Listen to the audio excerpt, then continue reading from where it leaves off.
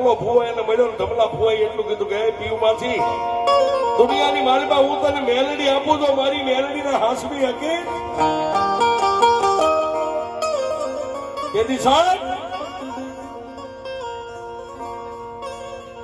ભાવનગરની બજારની માલિકા પીયુ માસીની આંખમાં આહુડા પડી ગયા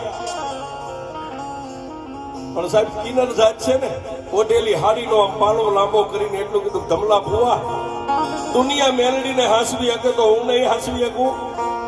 જોજે હો આ મારી સુલવાળી મારી શમશાનનો ધણી મારી બાવનવીરની હે બાવનવીર જેની ચોકીઓ ભરતા હોય 18,000 વોલિયા જેને સલામ કરતા હોય